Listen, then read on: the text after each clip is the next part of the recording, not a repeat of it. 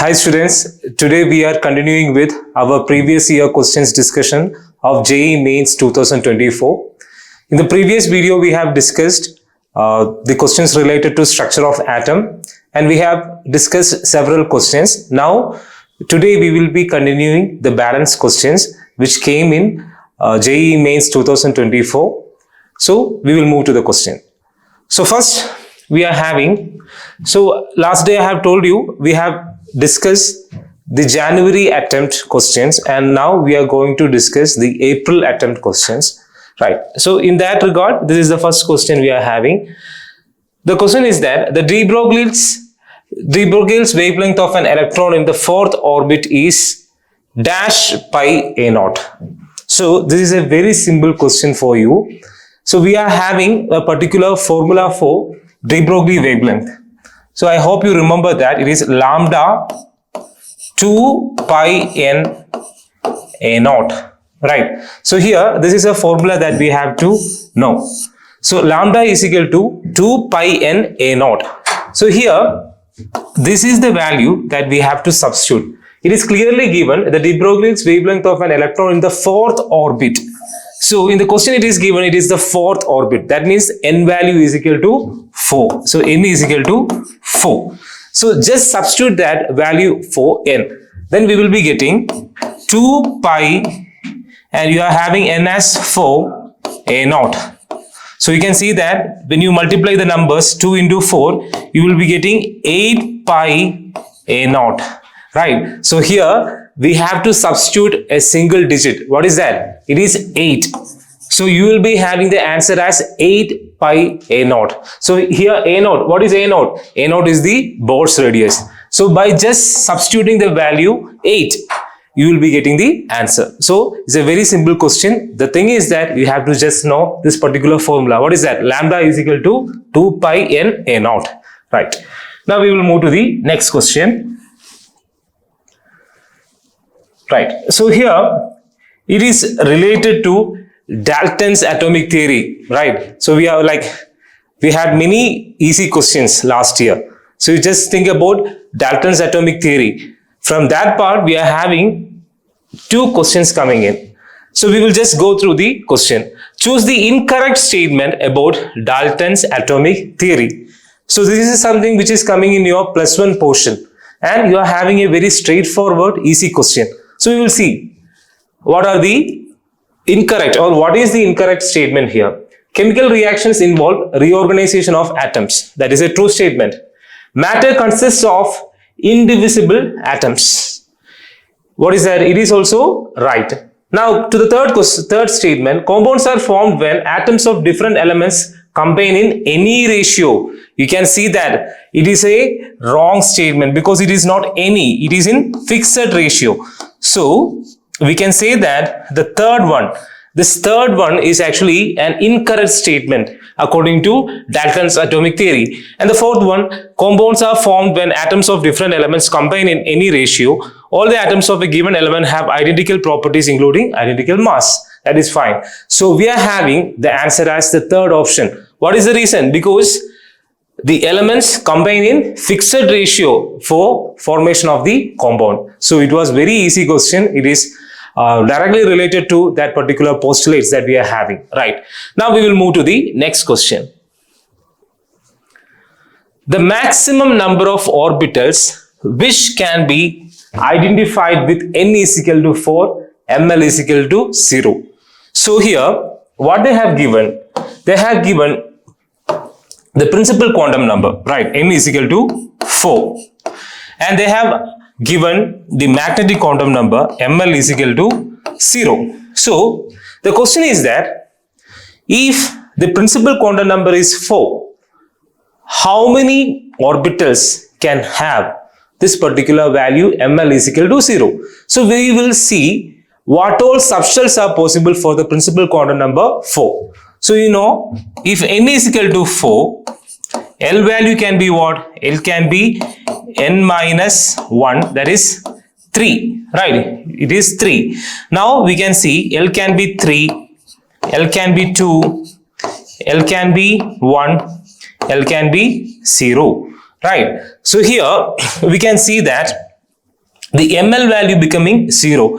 In this case, ml value can become 0 because -3, -2, -1, 0, 1, 2, 3. Here also -2, -1, 0, 1, 2. Here -1, 0, 1, and you are having 0. So one time, the second time, third time, and the fourth time ml value is coming as 0. So we have to say that the maximum number of orbital which can be identified with n is equal to 4, ml is equal to 0 is 4. So the answer for this question is 4. Right? It was also a kind of easy question for you. Right? Now we can move to the next question. And here again it is related to the postulates of Dalton's atomic theory. So what is the question? The incorrect postulates of the Dalton's atomic theory are, so again they are asking for the incorrect the postulate or the incorrect postulate we have to find out. Atoms of different elements differ in mass, that is fine. Matter consists of divisible atoms. Whenever we are studying these particular postulates, we always remember this particular postulate, and we know that it is not divisible atoms, it is indivisible, right? It is indivisible atoms. So we know that B is an incorrect postulate. B is an incorrect postulate. Next one, compounds are formed when atoms of different elements combine in a fixed ratio. That is right. All the atoms of given element have different properties including mass. Then E, chemical reactions involve reorganization of atoms. So here we are having a problem with this particular D. All the atoms of given element have different properties including mass. That is actually a wrong statement, right? It is wrong because of the reason all the atoms of given element have same properties, right? So here it is given as different properties. So it is wrong. So here we have to say that the statements B and D, they are the incorrect statements or postulates given in this particular question, right? So it is also a very easy question if you know the postulates or if you are having an idea about the postulates of Dalton's atomic theory, right? So again, we got a easy question. Now we will move to the next one, right? Here you are having calculations coming in. So here what we have to find out, the value of Rydberg constant is given. The velocity of electron having mass 9.1 into 10 raised to minus 31 kg in Bohr's first orbit of hydrogen atom is what? So the question has many values coming in, but you just don't want to bother about it. Because if you know one thing, if you know the velocity of an electron in the nth orbit of hydrogen-like atom, there is actually a particular value for that. If you know that value, you should not be worried about the many values which is given in the question. So what I will do is that I will directly write that formula. So what is that formula? The velocity. What we are going to find out? We are going to find out the velocity, okay, velocity of electron, right? So the velocity of electron in nth orbit of hydrogen-like atom is given by the formula Vn is equal to 2.18 into 10 raised to 6 meter per second into Z by N. Right? If you know this particular formula, this question is very simple. And what is this particular Z? Z is actually what? The atomic number, and N is representing the orbit. In which orbit?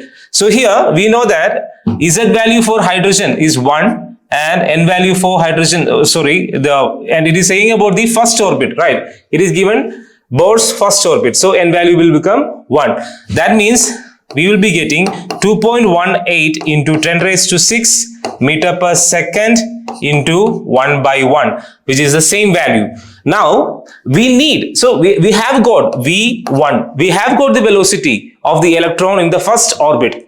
Now we need to just change this particular value in the terms of they require, in the terms of the unit they require, they need the answer in 10 raised to 5. So we are having the answer in 10 raised to 6. So in order to change it, what we have to do? We have to take it as 1.8 into 10 raised to 5 meter per second. That means we can round it off. We can say it as 22 into 10 raised to 5 meter per second. So your answer is 22. Here the answer will be what? 22 into 10 raised to 5 meter per second. So students, if you know this particular formula, it is a very simple question for you, but you have to remember this particular formula which I have written. So what is this formula? It is the formula for velocity of the electron in the nth orbit of hydrogen-like atom. So just understand this formula and you just substitute the value and you will be getting the answer. Right. Now we will see what is the next question. Right. In an atom, total number of electrons having quantum number n is equal to 4 and ml is equal to 1 and ms is equal to minus 1 by 2 is. So here it's very interesting. We have given 4 quantum numbers. First of all, they have said about the principal quantum number and n is equal to 4. Then it is this particular magnetic quantum number and it is given as 1, and we are having the spin quantum number minus 1 by 2.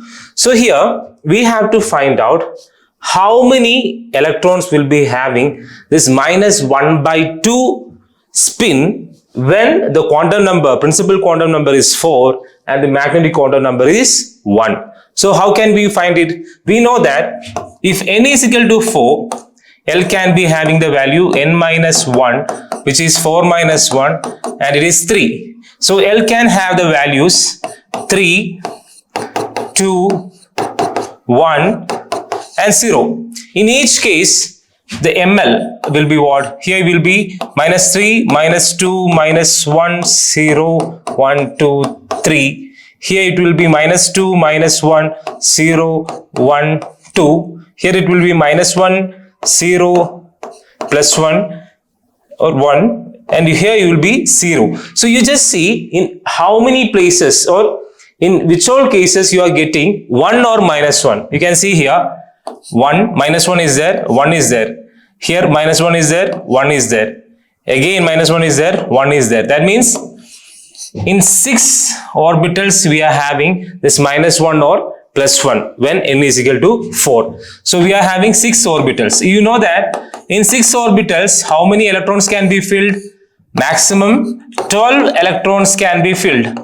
And in this 12 electrons, you know that electrons can either have anti-clockwise spin or clockwise spin. So we know that out of 12 electrons, this particular minus 1 by 2 or plus 1 by 2 will be having for what? 6 electrons each, right? 6 electrons will be having plus 1 by 2 and 6 electrons will be having minus 1 by 2. So here the question is how many of them are having minus 1 by 2? So our answer will be what? 6 electrons, right?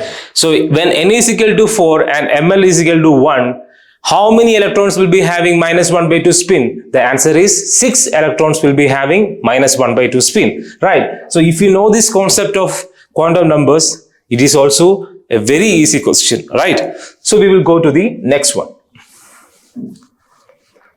Right, here we are having calculation and you have to be a bit careful in this question. So what is the question? The frequency of the de Broglie wave of electron in Bohr's first orbit of hydrogen atom is, we have to find out, right? We have to find out the wavelength. We have to find out the, not wavelength, it's actually the frequency of the de Broglie wave. Frequency we have to find out. So here, what they have given the Rydberg constant and Planck's constant. So how will you begin this problem? So I will just take this problem into two parts, right? mv square. So I am having what? Lambda is equal to hv by mv square. Now I am just rearranging this particular equation. So I am rearranging in such a manner mv square divided by h is equal to, so what I have done, I have just cross multiplied mv square by h is equal to v by lambda. V by lambda. You know that this is what, this is particularly the velocity by wavelength. Velocity by wavelength, which is nu, right? This is nu. So I have got an equation. What is that? mv square by h is equal to nu, right? So this is the first part, deriving this particular formula. mv square by h is equal to nu. Now, what is kinetic energy? Kinetic energy is half mv square, right? Now we know the relation kinetic energy is equal to minus of total energy. So total energy of an electron can be written as, so in the same manner I am just taking kinetic energy as what you are having 2.18 into 10 raised to minus 18, right? And we are having this particular z square by n square. So here it is what? It is actually hydrogen atom, and it is actually what? The first orbit. So here we will be having the value as 2.18 into 10 raised to minus 18 into 1 by 1. So that means kinetic energy value is what? 2.18 into 10 raised to minus 18. So this is actually mv square. So we know that Ke will be having what? Ke will be having 1 by 2. So we just need to be, we have got half mv square is equal to 2.18 into 10 raised to minus 18. So we will be having mv square as 2 into 2.18 into 10 raised to minus 18. That means 4.36 into 10 raised to minus 18. So you see here what we have done. We have got an value. We have got a value for mv square. And already we know the value of h, that is Planck's constant. Now we can substitute this value in the equation that we have derived at first, and we will be getting the value of frequency. So just substitute this value that we have got. What is that? 4.36 into 10 raised to minus 18 divided by 6.6 into 10 raised to minus 34 will be your new value, right? So here, my dear students, when you are doing this particular calculation, you will be getting the new value as 658, and we have to write it in 10 raised to 13 hertz. So, my dear students, you just do this particular calculation and you will be getting such a value. When you are solving this particular 4.36 into 10 raised to minus 18, which is our mv square, divided by Planck's constant, you will be arriving at an answer that is 658 into 10 raised to 13 hertz. So here, be very clear with what we have done. We have actually derived an equation for frequency. What is that? mv square by h. Now we have the value of h, which is Planck's constant, but we don't have the value of mv square. So we are actually relating it to total energy, and we are having these particular values, and we are getting the value for mv square. After getting the value for mv square, we are just substituting it in the formula that we have derived, and we will be getting the value of frequency. So all of you do these calculations properly, and I hope this problem is clear for you. So this is a bit complex problem, so keep a note of it. Right. Now we will move to the next question. Right. So here,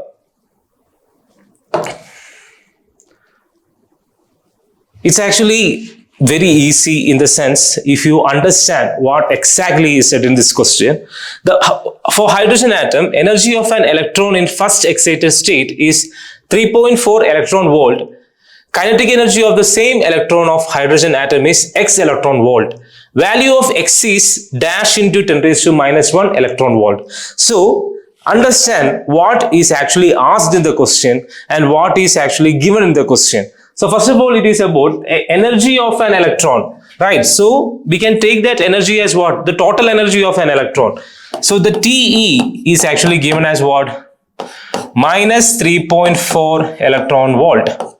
Now they have asked, we have to find out the kinetic energy of the same electron. So we have to find out the kinetic energy, right? And they have asked us to find it out in a particular unit, right? So here there is actually a relation that we have used in the previous problem. What was that relation? We know that KE is equal to minus of TE, right? So whenever you change the negative, like the symbol, right, the positive or negative value, you will be getting this particular kinetic energy if you have the total energy, right? So the total energy already is given, right? Is what is that? 3.4 electron volt. So what will be minus 3.4 electron volt? So what will be kinetic energy? So it will be minus of minus 3.4 electron volt. So here it will be 3.4 electron volt. But the thing is that we need it in 10 raised to minus 1 electron volt. In the question itself they have given. So what we can write? We can write it will be 34 into 10 raised to minus 1 electron volt. So here the question is very easy for you if you know this particular relation. What is that? Kinetic energy is equal to minus of total energy, or just the opposite. So with that particular concept, with that particular formula, you are able to find the answer of this question very easily, right? I hope this is clear for you. We will move to the next question, right? So you are like looking the graph. It seems very interesting, right? And we will see what is this particular question. It's indeed very interesting. A hypothetical electromagnetic wave is shown below. So the frequency of the wave is x into 10 raised to 19 hertz. What is the value of x? So we have to find out the value of x here. So here just see once what they have given in this particular graph. So you know this is a complete wave. Now they have given 1/4. We can say that this is like the 1/4 of the wave. Right, first half, second half, this will be the third half, fourth half. So that means here they have given the wavelength of 1/4 of this wavelength. What is that? 1.5 picometer, right? So the thing is that they have given the wavelength of 1/4 of this particular wavelength. That means we can write lambda by 4 is equal to 1.5 picometer. So picometer means you know that it is 1.5 into 10 raised to minus 12 meter. So here what is the thing? This is lambda by 4. So what is lambda? Lambda is equal to 4 into 1.5 into 10 raised to minus 12 meter. So what is this 4 into 1.5? 4 into 1.5 is 6 into 10 raised to minus 12 meter. Right. So we have got the lambda value. Right. Now what we have to find out? The frequency of the wave. We have to find out the frequency. So what is the relation? We know that C is equal to lambda nu. Right. From here we have to find out, we can find out nu value. What is that? Nu is equal to C by lambda. So you know this speed of the light. Right. So it is what? 3 into 10 raised to 8 meter per second. Now you have the lambda value. What is that? 6 into 10 raised to minus 12. So here we can cut it. So it will become what? 1, 2. So you are having now 0.5 into 10 raised to minus 12. When it is taken to the numerator, it will become 10 raised to 12. So we will be having 10 raised to 20. 0.5 into 10 raised to 20. And we need the answer in 10 raised to 19. That means we can write the answer is 5 into 10 raised to 19 hertz. So the answer is actually what? 5.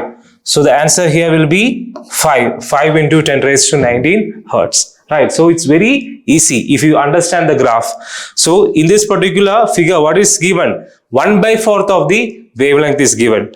So that value is 1.5 picometer. And when you just rearrange it, you will be getting lambda value. From that, we can easily find out the value of the frequency by the formula C is equal to lambda nu. Right. Now, we will move to the next one.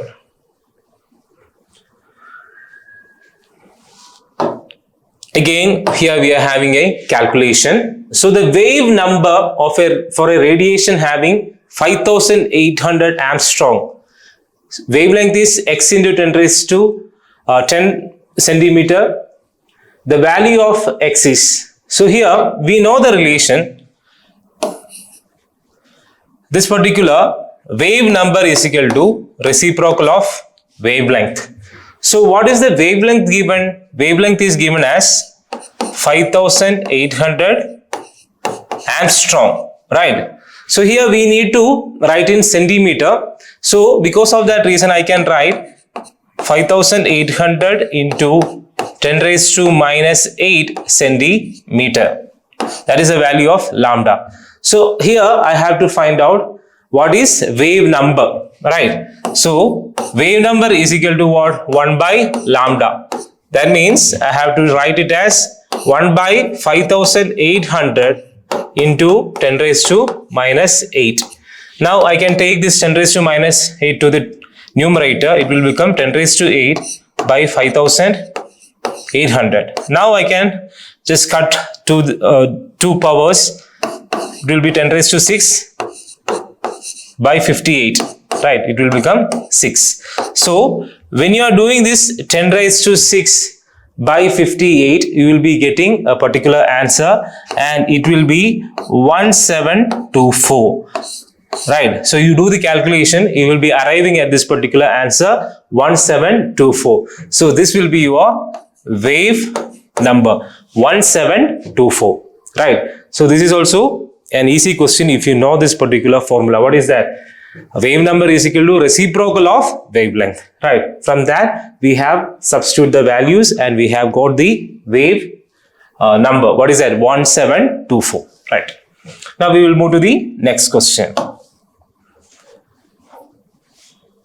Here, it's a very interesting question and an easy one. So you know that energy can be easily found out with this particular principal quantum number values and azimuthal quantum number values. So here we have to compare the energies of this particular quantum numbers. So how will you compare? When you are taking this particular n plus L value, which is having the higher n plus value, will be having higher energy, right? So this is actually something that we are using to find out the energy of the subshell. The same manner, you take this n plus L value and you see which is having the highest value, that will be having the highest energy. So we will see. For the option A, n plus L, what is that? 4 plus 1, it is 5.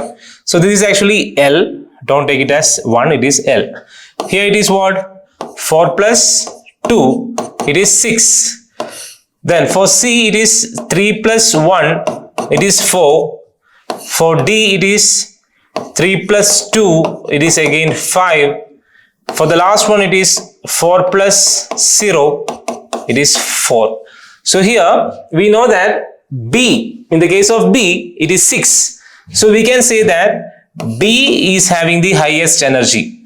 Now, you can see in the other 4 cases, we are having a problem because 2 are having 4 and 2 are having 5. In such a situation, what we will do? We have to see which is having the higher principal quantum number, which is having the higher principal quantum number. Which is having that higher principal quantum number should be taken as having the highest energy. So here you see the next one after 6, the highest number is 5. So A as well as D is having 5. But in this case, A is the one having higher principal quantum number value. Because of that reason, I will take A as the next highest energy subshell. Then after that, obviously it is 5 for this particular D. Now again, it is a tiebreaker for C and E. In the case of C and E, you can see E is having the higher principal quantum number. So I have to go for E. So the least energy will be for this particular C, right? It will be for C. So 1, 2, 3, 4, 5. So which is that option? So here C is having the least one, followed by E, then D, A, and B is having the maximum, what we have arrived at. So this fourth option is the right one. The fourth option is right. So just understand N plus L rule, right? If you want to know the energy of the subshell or energy of that quantum numbers, you just add this N plus L. And if you are having the, whichever is getting the highest value will be having the highest energy. And if there is actually the same numbers coming in, just go for the principal quantum number. Whichever is having the higher principal quantum number will be having the higher energy, right? Now, we will go to the next question.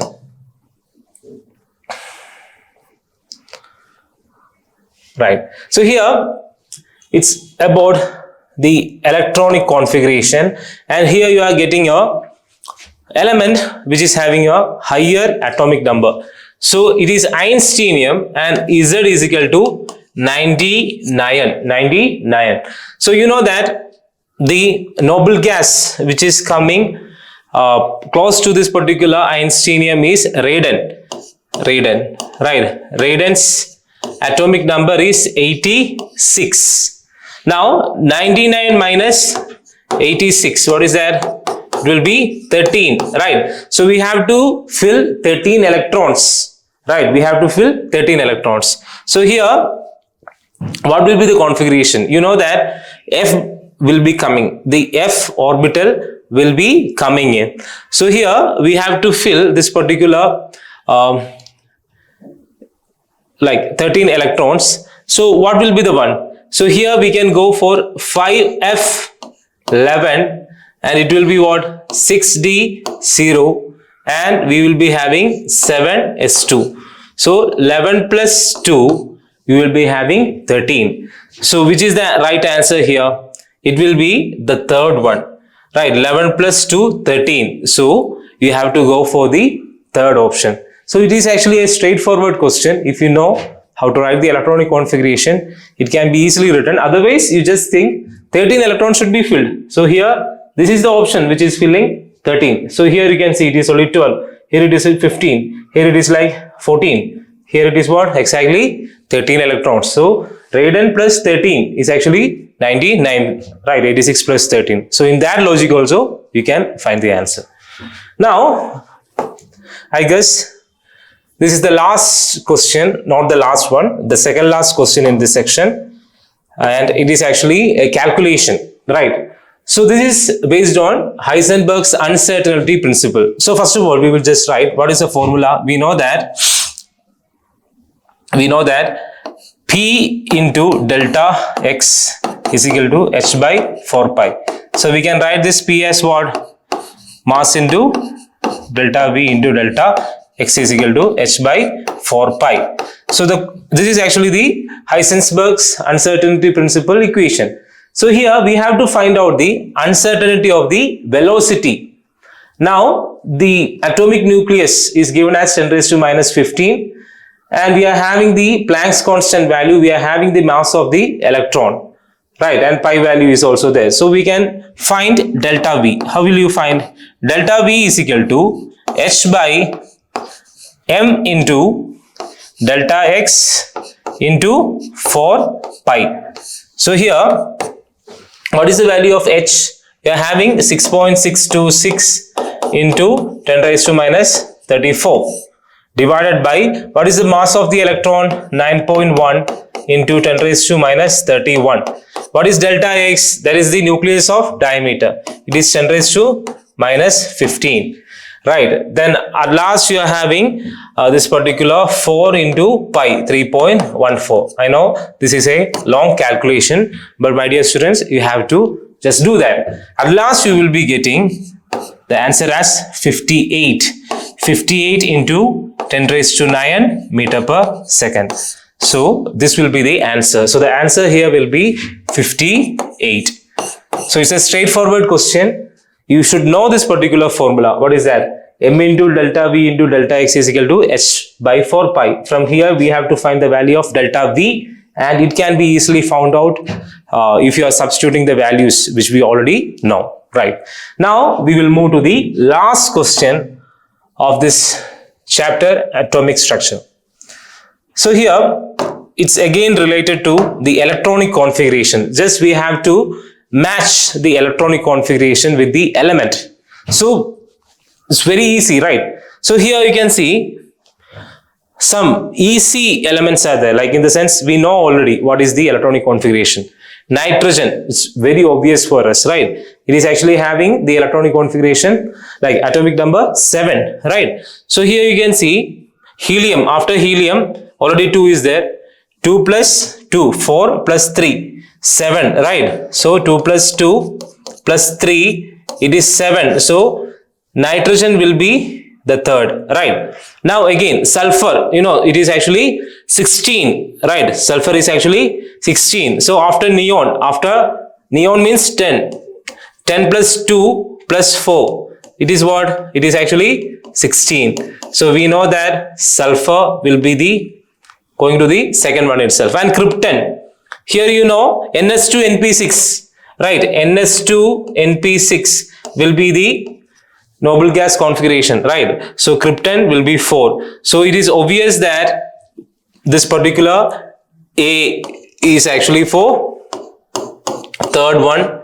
Then B is actually for second. And we have D for 4. So the C, that is what? Bromine will be going for 1.